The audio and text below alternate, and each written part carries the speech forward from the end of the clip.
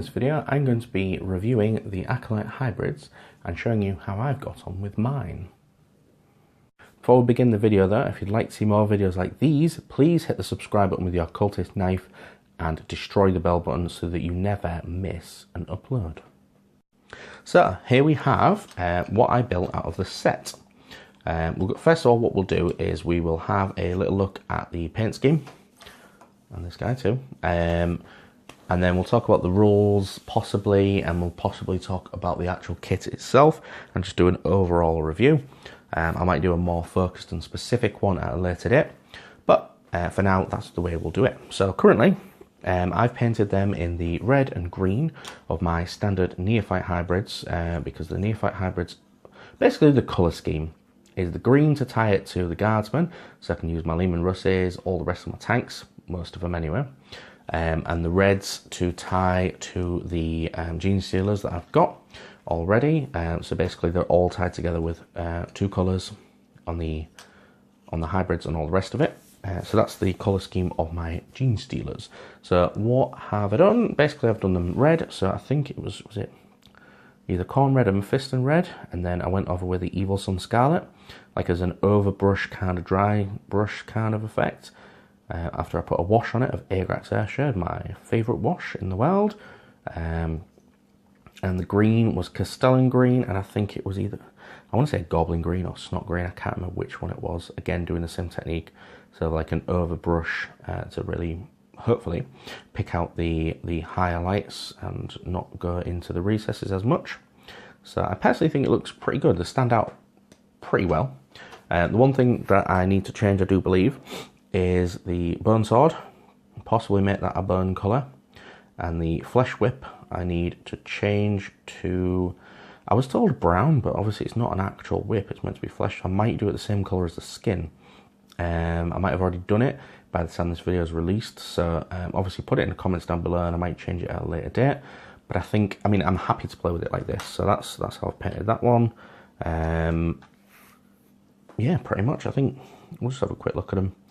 I think I need to pick out details like the tongue, but again, I'm pretty happy with how I built this. This is the, so you actually get a couple of arms with demolitions on, so you could kind of convert at least two out of the set with demolitions, which is pretty neat. This is what I've done, what looks like the detonator and maybe some charges or something, or some actual, maybe I should paint them red, but it's got red arms, so I'll probably just do them silver as I have. I've painted the rock drill. This is a nasty piece of machinery, which we'll talk about later on in the video. What I should mention when you get this set is that this bit here is like flapping about, and I found it really hard to stick on, so I had to use super glue to stick it on to the backpack, but you could just lop it up if you wanted, to be honest. It's not entirely too hard to do. So now we'll talk about the kits in general, and what I've done with it. So obviously I've built them as the Acolyte hybrids, because it's a troop choice, and also they've got some sick weapons, mainly these two, especially in Kill Team, which we'll talk about shortly. But in fact you get a, which I could have built still, the heavy rock saw, the cutter, the drill that I have done, demolitions I could have built two of. All the guys can come with a hand flamer or just an auto pistol, so it's pretty good. You could build the leader without the lash whip and bone sword. You could build them with the aforementioned cultist knife, rending claw, and auto pistol, so it's pretty good in that respect. You can build them as the hybrid metamorphs, which have a combination of like talons, claws, I think there's lash whips as well, bone swords maybe, but principally I built them like this, so I'd have a troop choice for normal 40k and some really good weapons for Kill Team. Now, positives, you get a ton of bits, you get loads of heads, you get that many, you've got more than you need. In fact, you actually get 6 torsos, which basically is that bit there, up to where my nail went. The only thing you don't get is enough legs to have. So if you add one more set of legs, you could build exactly what I've got here. I had to do my shenanigans to get these legs, but other than that, you get a lot of extra parts. You can see, even now, there's still loads of parts left on the sprue. which I haven't got with me right now, but principally there is a ton of bits. You get so many heads that you could use half of them if you wanted to convert standard guardsmen into Broods Brothers squads without having to buy a special Broods Brothers squad. You could just lop the heads off some that you find off eBay, and Bob's your uncle. There you've got a set of Brood Brothers, which is pretty good. A lot of weapons, a lot of choice, good for choice. So the not so good thing is obviously you're spending £25 for 5 guys, which is exactly the same as you would pay for 10 tactical Space Marines, which is generally our company standard, isn't it? So you can see you're getting effectively half the value. I mean, see it how you want to see it. You can have a base squad of 5 for these guys, and they're pretty decent for what they do. There's a lot of detail on sculpts, so a better painter than I would have a field day with these and would absolutely love it. If you're into painting, it's a really good, really good set. Personally, I think if you're starting out, I'd probably start with the neophyte hybrids and then maybe move on to these, but they're a good little set in of themselves. 5 guys, lots of bits, lots of character, in my opinion. So as a side note, I built this guy. Obviously, I made some legs, didn't steal the legs, made some legs. I've merely put using my usual method, which possibly there's a link somewhere, who knows, and using these extra bits. So I built it with the intent as using it as a Acolyte icon ward. So the only main difference is the pistol instead of the sword, the knife instead of the pistol, which I could change if I really felt like it, and the fact that the icon ward, the banner is I think twice as big. Principally though, it looks like that, and it's effectively like using a tactical marine as a captain or whatever. So I think it works, to be honest. That's just a little side note I wanted to make. Rules wise, we'll do a bit of both because they kind of overlap. Now some of the rules might not entirely apply to Kill Team and vice versa. So we'll do a bit of both. So in the main game of 40k, obviously these are a troop choice. You can arm them with 2 of either these weapons if you wish. So like a demolition expert, a demolition charges, and these 2 here. The one thing I don't like about the demolition charges is it's once per game. I mean, the fluff wise, I entirely understand that, but surely he would have a good batch of them ready kicking about. But the ones that actually shine through are the saws, the drills, and the cutter. The cutter is more specifically the best one, my opinion. Well, we'll talk about the drill first. So the drill, you attack, as you do. You get 2 attacks base, which in Kill Team you can up, but you get 2 attacks base. You're going to be hitting on 4 pluses, I do believe, unless I'm mistaken.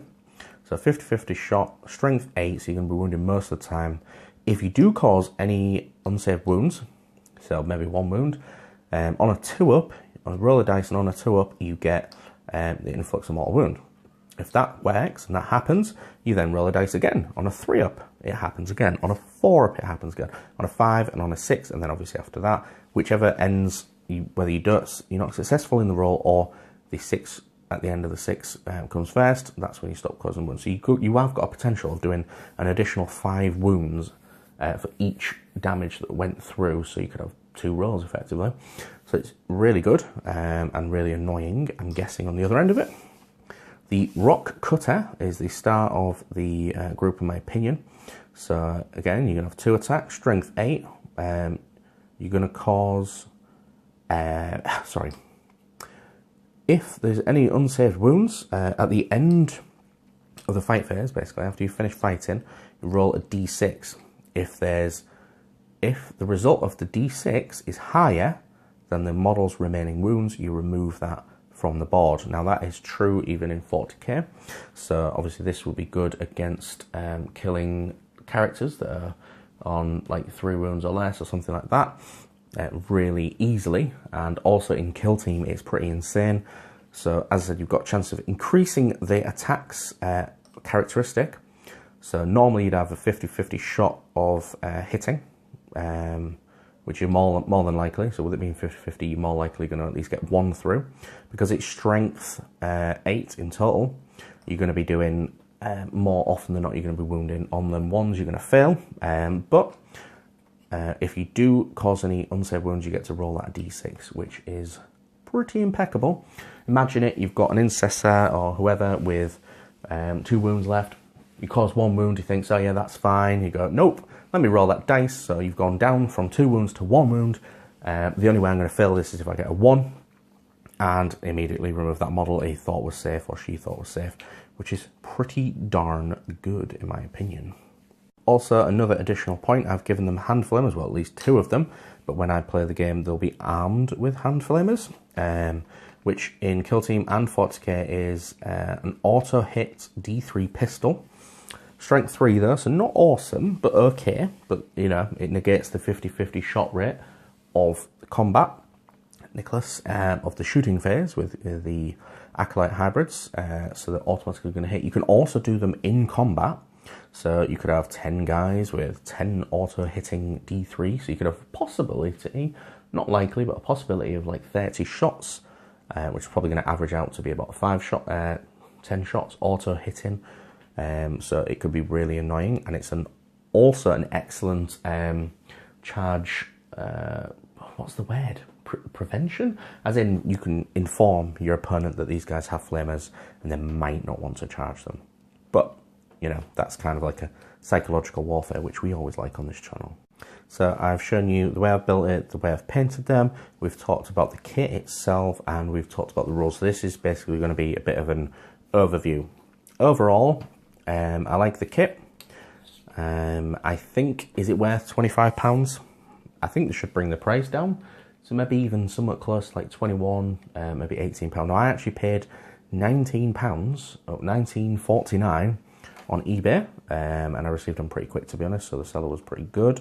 So you can get them cheaper, and I have a feeling, since the Start Collecting box set's going to be including these, some Neophyte hybrids, the Acolyte hybrid itself, and the Goliath truck / rock grinder, we're going to be seeing a lot more of these, possibly closer to the £20 mark, depending on how the average reseller works on his pricing or her pricing. Let's not discriminate in that respect.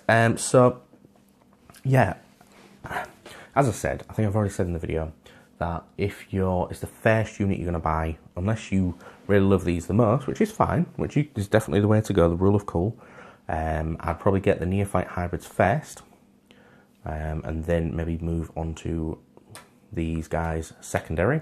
But they're a good troop choice in my opinion, so they'll eventually feature in a battle report and you'll get to see them later. I kind of want to end the video here. I'm not going to overstay. I will do a rules review of these guys properly, in depth, either for Kill. Well, I've already done one for Kill Team. Watch the space. I'll be doing one for the actual Codex, as I've done in previous formats before. So I think we'll end the video there. Tell me what you think. What you think I should probably do with the Bone Sword Lash Whip combo painting. If you think it's fine like that, then cool. Let me know what you would do. And as ever, thanks for watching.